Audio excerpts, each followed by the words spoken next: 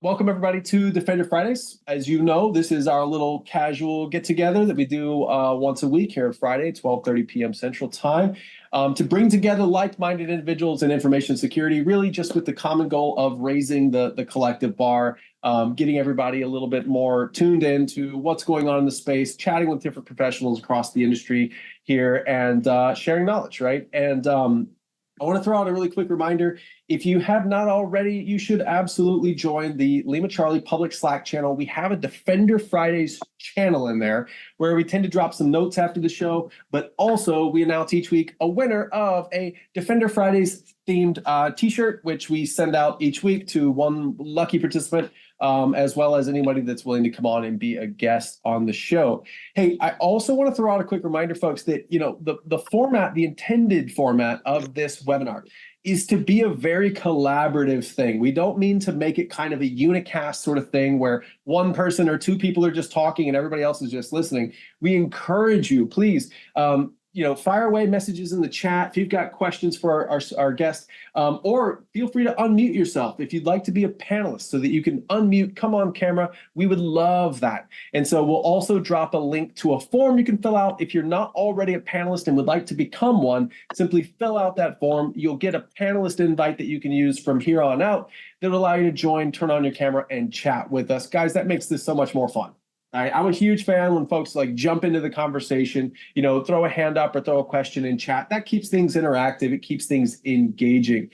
But all right, let's get to our guest today. So folks, really thrilled to announce we've got Brian Concannon on, who, if you don't know Brian, you probably know his work. If you've ever used a web app called EchoTrail, Brian is the founder of EchoTrail, which is a phenomenal tool. It's one of my favorite things.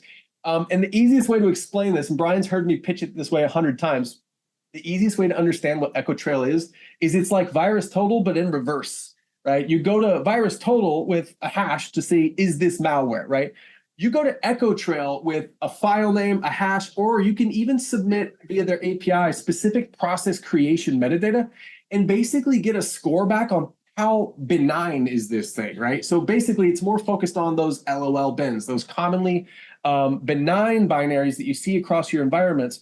And you can basically query EchoTrail and say, what is this SVC host thing? What is it used for? What ports does it usually chat on? What are its parent and child processes? It's a really cool way to ask the question, is this good? Versus you go to VirusTotal to say, is this bad? And I'm a huge fan, again, of the API support that you guys provide, because that means we can hook a SOAR playbook into that thing and just get instant scoring, just escalate or de-escalate a case based on the EchoTrail insights risk score of that process creation event. Wicked cool, man. So huge fan of that. So I wanted to give a shout out to what you guys are doing at EchoTrail. It's freaking awesome. And as you know, we've got an integration in Lima Charlie for EchoTrail because we know it's awesome and our users like to use it as well. But Brian's got a really cool past. He's been in information security for a long time. I actually just learned that he'd started his career as a special agent in the FBI, but since then he's worked with folks like CrowdStrike and Expel before moving on to start EchoTrail. So Brian, I'd love to hear a little bit more about what you guys are up to these days, and then we'll dive into your topic. Yeah, cool. Every time you do that, Eric, I'm like amazed at how much better of a salesperson you are for EchoTrail than I am. So I appreciate it. I need to like hire you one of these days. But Lima Charlie's awesome, and you belong there for right now. So I won't steal you. But yeah, happy to be here, guys. And I want to talk about detection content management. And I'm just going to start with a couple statements, and then we can. And I did this same talk 2 weeks ago at Thursday Defensive, and if you were there, hopefully this one's going to take a different tack. And like Eric said, hopefully we can get some multicast going. I'll throw some questions out, and we can get some dialogue. And I'll probably skip over some of my notes just to make it different than last time. But yeah, so a couple of statements. Like a static detection is a detection that probably doesn't work. That's a sentiment I've felt before in my career. Another one that's kind of interesting that I'm discovering lately is that most detection engineers have fairly low confidence in their detection program. And we can kind of get into why that is in some cases. And it may not always be true, but in my experience so far. So Eric mentioned my background. I actually started in engineering as a software developer, and then like took that career detour, went to Quantico, became an FBI agent, did counterterrorism for a couple of years, and then transferred to a cybersecurity squad so that my nerdiness could be, more effectively used. So really kind of like the software development plus the cyber investigations is how I got into cybersecurity. And after 8 years in the bureau, I was kind of like feeling like I'm not really being effective, right? Like I'm collecting intelligence, everything's classified. I'm going to talk to businesses telling them that they're owned, but I can't tell them how or why. And so CrowdStrike was starting, and it was like a perfect opportunity to leave the government, join CrowdStrike when they were still in stealth mode. And I actually worked with Maxime there for a short bit, which was fantastic. So CrowdStrike is kind of where I got into really like endpoint detection, endpoint behavioral detection. But I had been out of like software development for 8 years. So coming back into it, it was insane how much had changed from 2005 to 2013. So it just was kind of fun to like relearn all that stuff, learn everything I'd missed, and just feel like incredibly effective in cybersecurity, you know, from the standpoint of that I could actually like talk about it. It wasn't classified, and we could help customers. And so really enjoyed that. Left CrowdStrike, did some consulting, and then started EchoTrail, but then kind of took a break for a little bit. It was kind of just like a fun project. Went to Expel for a year. So I've been doing detection type stuff for quite a while. So that's my background. I just wanted to share a little bit about like some of my experience with detection. And I've been more on the vendor side, right? Either at a product company or at a services company where we had hundreds to thousands of detections. But we just found detection management incredibly hard. And so, you know, one of the first thing that was hard is that at CrowdStrike, you know, we had Python-based detections, right? It was before Sigma existed. And so, and obviously we had like the software development workflow, but it was always in Git, right? We had CI/CD. But like analysts would always come to us and be like, we need to change this, and this, and we need to tune this and add this exception. And we were like, okay, but we're also busy trying to build our pipeline, right? So it was hard to give everyone access to it. So that was kind of the first challenge. But also like and I'm kind of talking generally here, like not outing CrowdStrike or Expel, like they all did a great job. But as our content grew, it just became hard to answer questions like, what rules do we have? For example, like what do we have that covers this MITRE technique? What's missing? Like, what does our coverage look like? Do all these rules even work the way we think they do? And that kind of goes to the confidence part. You know, we started having duplicates. We had detections that didn't work, but we thought they did. Testing was super hard. CI/CD is a lot of work. If you have an engineering team, it's not bad, but it like actually having your detections centrally managed and deployed to where they're going is a lot of work. So normalization and rules that would break when a data source changed, like that was incredibly hard. And so we at EchoTrail, like, you know, as Eric said, we focus on behavioral data around endpoint processes, but we're kind of expanding our scope a little bit to help with just detection in general. And so we are building a product that we're hoping will solve some of these problems for people, because everyone's reinventing the wheel when everyone has to build, you know, the integrations. Everyone has to try to use Git, which doesn't always work super well. It works, but it's hard. Everyone wants their detections to be like accessible to both the engineers and analysts and non-technical people. So that's what we want to build. And so as part of that process, we've been doing some market research and interviewing detection engineers. And that's kind of where I came to that low confidence statement. So I've interviewed about a dozen detection engineers so far. And the main goal is like, we want to build something that's valuable to people in industry, like not just something that would solve my problems. And so we're sort of validating like, what are the real problems out there in industry with managing detection content? And so I have a long list of things I've heard from people, but some of the top ones just to share with you guys are lack of version control. Like I talked to some really big companies that use Excel to keep track of their detection content.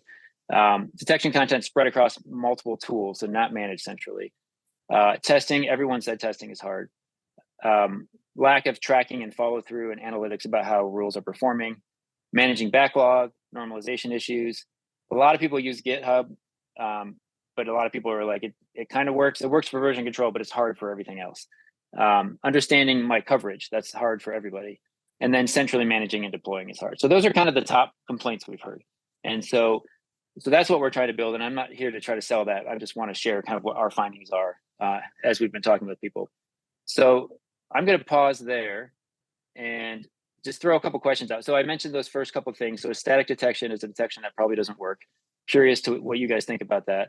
Most detection engineers have a fairly low confidence in the detection program. And I say that based on the dozen interviews I've done and some of my own experience. You know, as an engineer, I've come into a place that already had hundreds of detections, and there were people who were confident they worked, and then I would look at some of them in detail. I'm like, I'm not so sure those work, right? The last time they passed a unit test was 6 months ago, and it hasn't fired in 6 months. So does it work?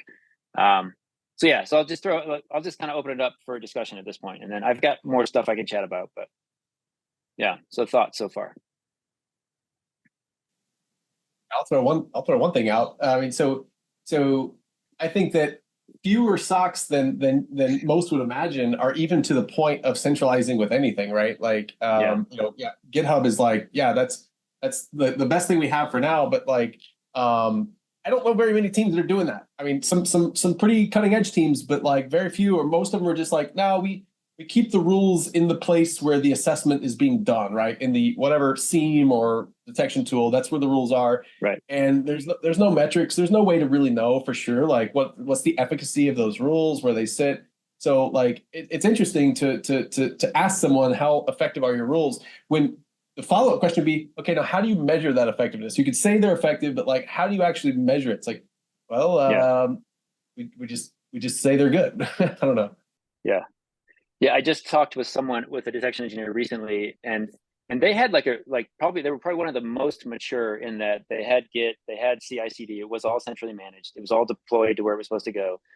And I was like, wow, it sounds amazing. Like you guys are nailing it. And then I was like, well, what's your confidence level for how well that all works? And there he was like, low. I'm like, oh, okay. So like you have it all, but like the testing just isn't quite mature enough, and you know it's not mature enough, which is why your confidence is low, right? So because yeah, even in that setup, and I have implemented that exact same setup, where all code or all detections were in Git. That's where the tuning was done. That's where the authoring was yeah, done. But it's a unidirectional thing, right? So like, yes, the rules get deployed from the Git repo, but like no feedback, no metrics ever come back.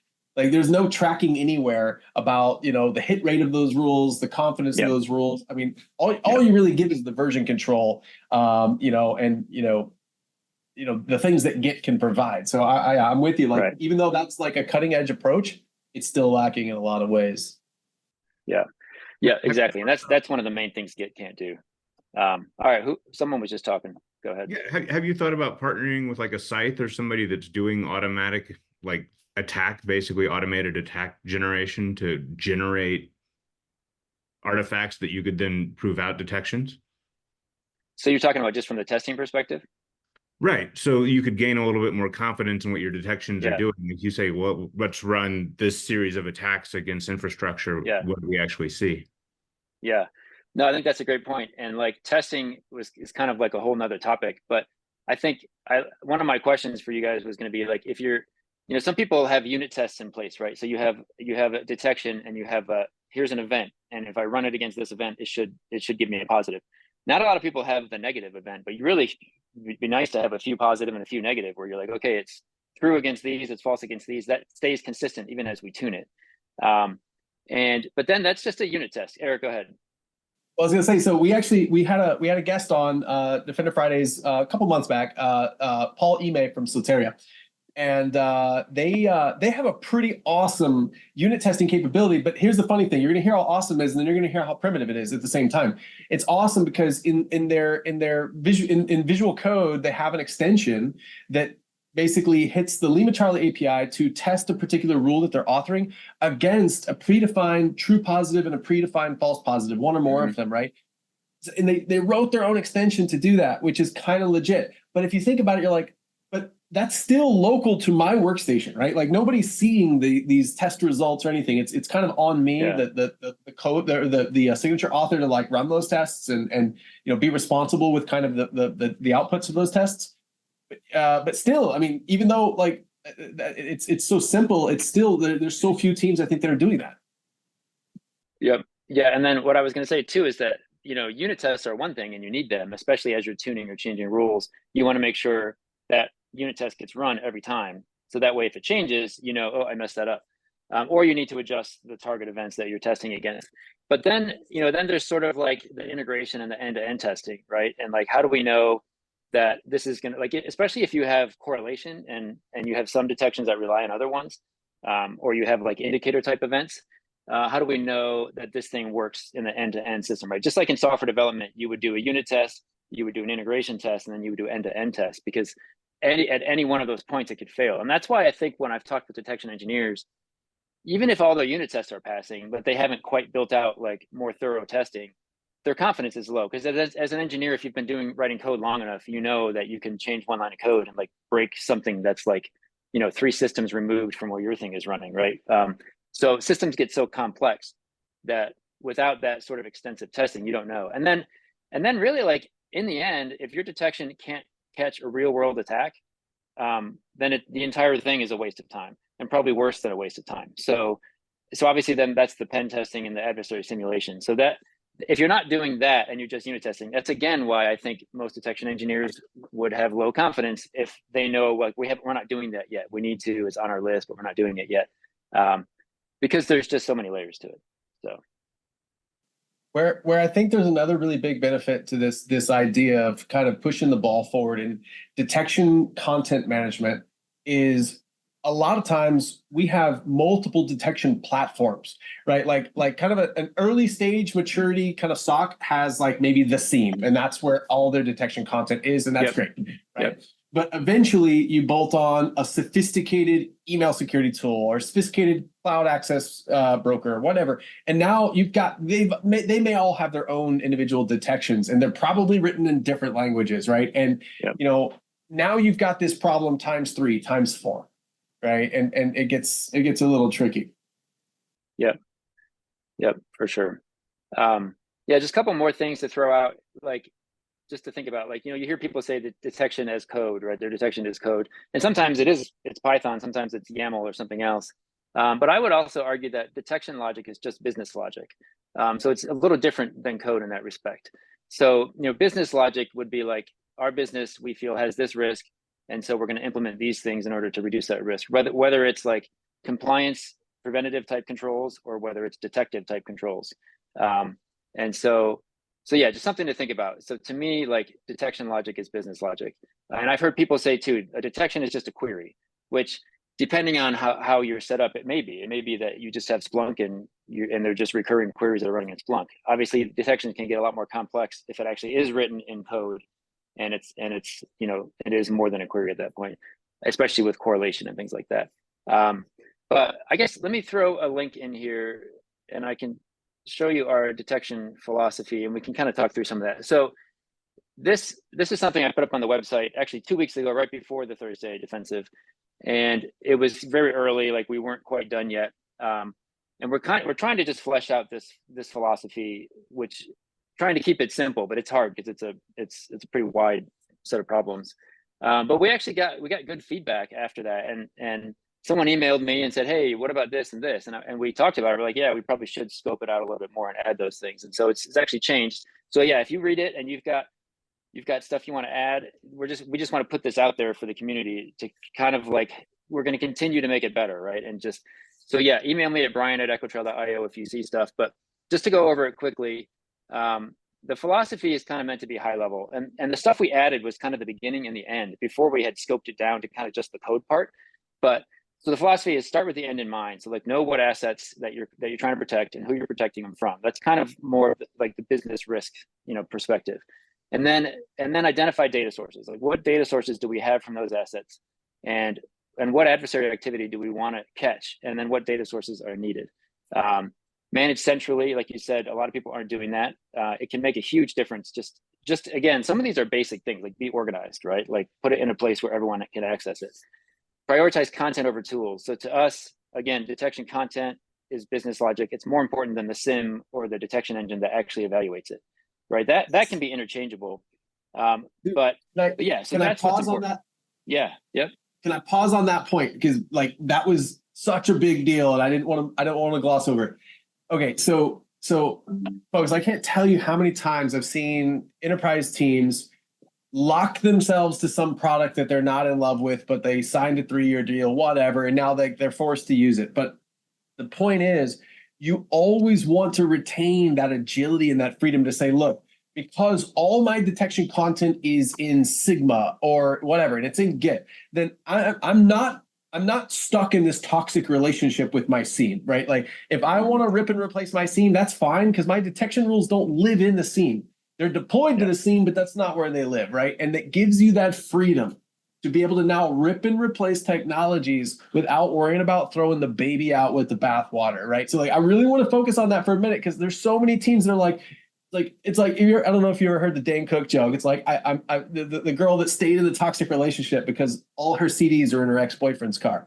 Like I don't know, that I might be too old, but that's like one of the things. Is like we don't want to get rid of the scene because like we've got hundreds and thousands of detection rules in there, and it took us years to write them. It's like, well, maybe we shouldn't have kept them there exclusively in the first place. Another way to think about that is like Docker, right? Like I can write a little program in whatever language I want, like wrap it with Docker, and then it can be deployed somewhere else. And so it should be similar with detection content. And that's where Sigma is useful. And it's not quite there yet where you can put everything in Sigma, right? And it can be converted to anything. But it's a good way to think about it. So, and I'll leave it open if anyone else wants to jump in on that topic. The great comments in the chat, guys. I love it. Love it. Exactly right. A lot of folks are just jumping on that bandwagon and agreeing that we've got to decouple your value, the stuff that your team is building, decouple it from the product, right? Because the products come and go, right? They have their rise and fall, and you want to have that flexibility. Yeah. Cool. So I'll just kind of continue real quick. So managing access and versioning, obviously, like that's obvious to someone who's been working on code for a long time, but in the detection management world, it's not quite as common. And then customizing to your environment. Some people rely on just vendor alerts, but like to me, those still need to be customized a little bit.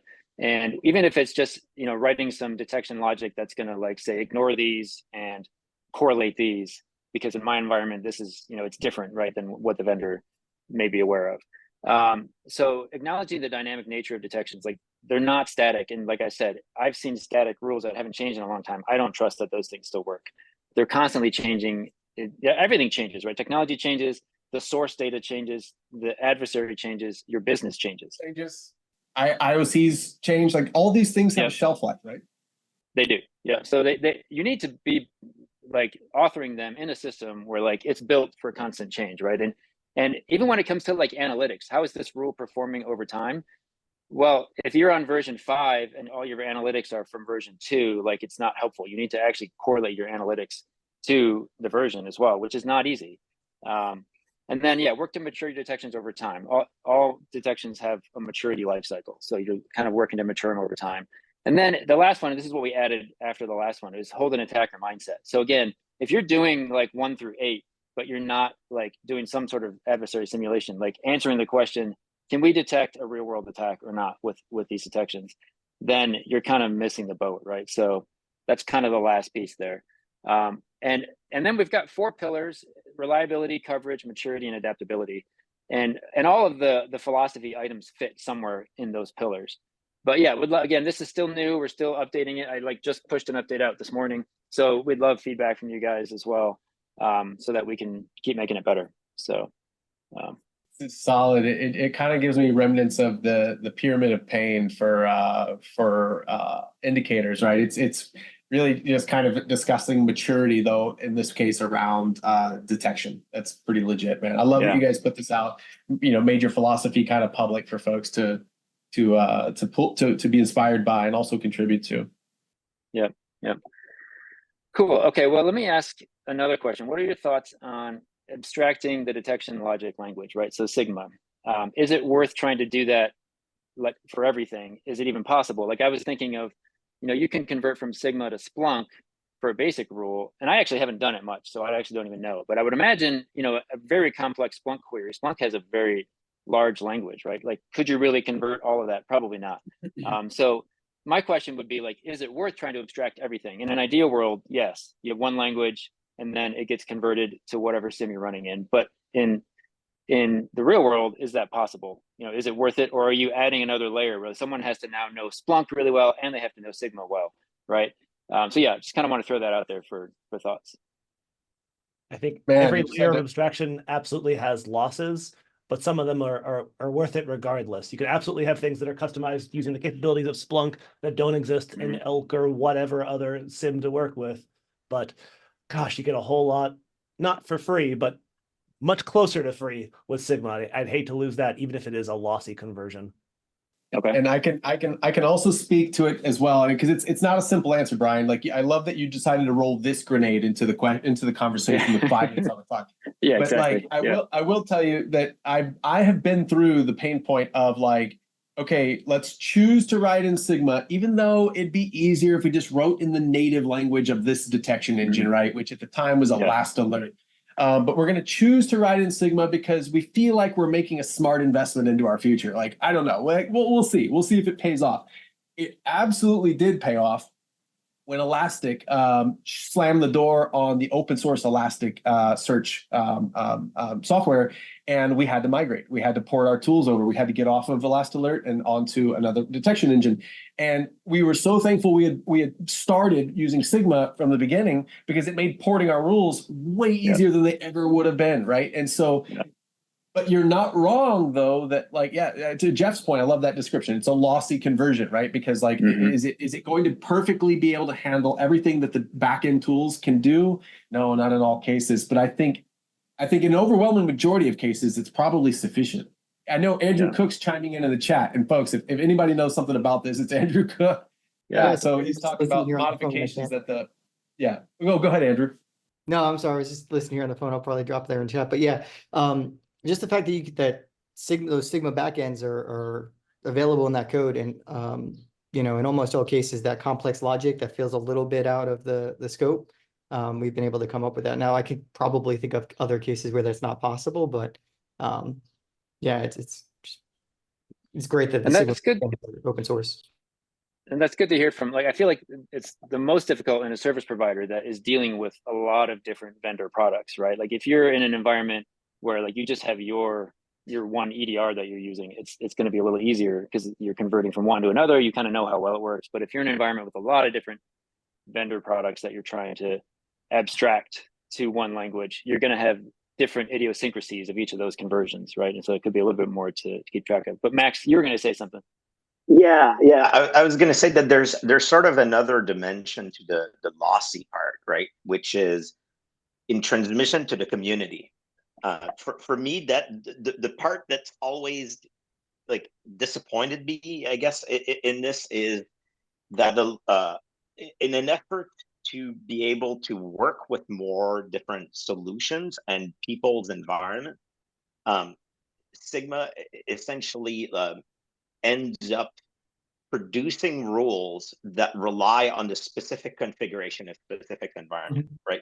So like every now and then, I remember like going through the open source community stuff, and this one person decided that in their Splunk instance, they called the parent process with like this slightly different naming, and they built a bunch of rules. And that should be trivial. It should propagate, right? Like you would think with the spirit of Sigma, it would work for everybody. But no, it was really just like it's a good abstraction, but a very, very thin abstraction on top of just your plain old SIM. So I think it's just important to see where the value is going to be as you decouple, and where it's not going to be, right? So that's my that's exactly what came up yesterday talking to Mike Cohen about putting those rules into Velociraptor, right? You can abstract between the detection engines pretty easily in most cases, but at the end of the day, it's still a sysmon rule, and it's not a Carbon Black telemetry or a Lima Charlie telemetry or a Defender telemetry or some other piece. So you're still stuck with making sure you are tightly coupled. As much as it just says process creation, the next thing under that is channel sysmon event ID 1, right? So that takes a lot of work. Yeah, that was a good discussion yesterday, and that was kind of part of why I wanted to bring it up here, just to get a little bit more opinion on that, because I liked that topic. So looks like we're out of time, so I'll stop.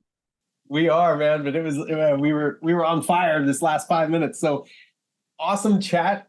Seriously, appreciate the thoughts and perspective that you bring to this conversation, Brian. Folks, I want to remind you, if you don't know EchoTrail, it's absolutely something that needs to be in your analyst toolbox. And if you're on the automation side of things, like with your SOAR playbooks, use their API to get those insights. It's freaking phenomenal. There's no other source of data like it. But folks, hey, quick reminder. Join the Slack. We will be announcing the winner of the Defender Friday themed shirt here in our Slack channel. You got to be present to win. Otherwise, folks, have a fantastic rest of your Friday, a great weekend, and we'll see you same time, same place next week. Take care, everyone.